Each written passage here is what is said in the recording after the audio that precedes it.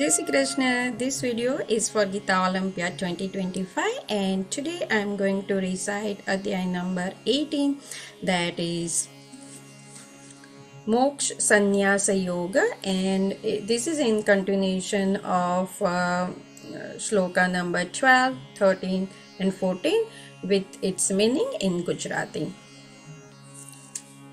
अनिष्टमिष्टं मिश्रं च त्रिविधं कर्मणः फलं भवत्यत्यागिनात् प्रेत्यं तु સંન્યાસીનાં ક્વચિત.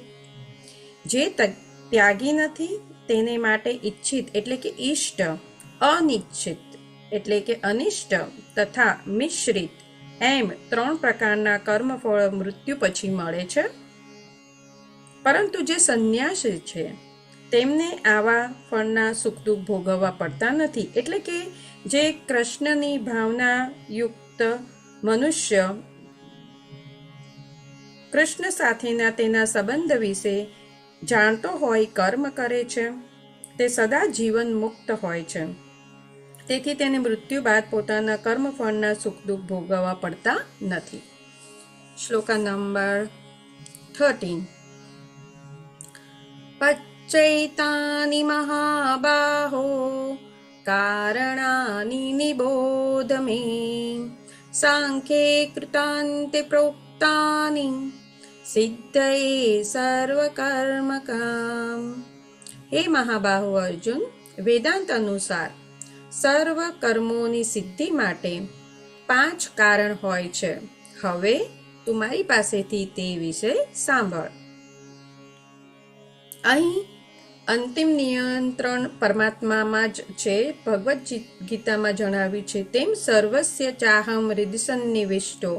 તેઓ પ્રત્યેક વ્યક્તિને તેના પૂર્વ કર્મોનું સ્મરણ કરાવીને કોઈ કાર્યમાં પ્રવૃત્ત કરતા હોય છે.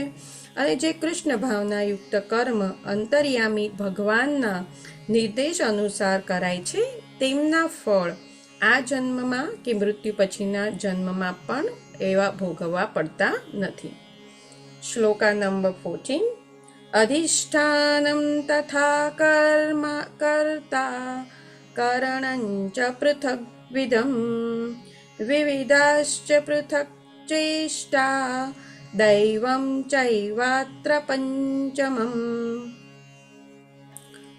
કર્મનું સ્થાન શરીર, કર્તા વિભિન્ન ઇન્દ્રિયો, અનેક પ્રકારના પ્રયાસો અને અંતે પરમાત્મા, આ 5 છે એ કર્મના કારણ છે.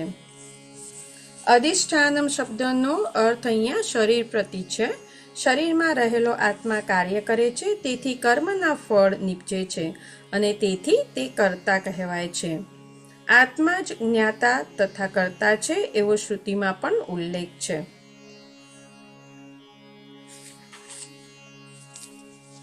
શ્લોકા નંબર 15.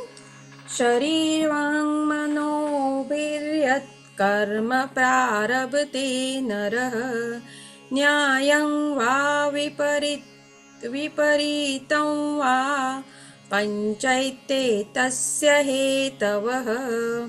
મનુષ્ય પોતાના શરીર, વાણી તથા મનથી જે કંઈ ઉચિત કે અનુચિત કર્મ કરે છે તે આ 5 કારણોના પરિણામે થાય છે.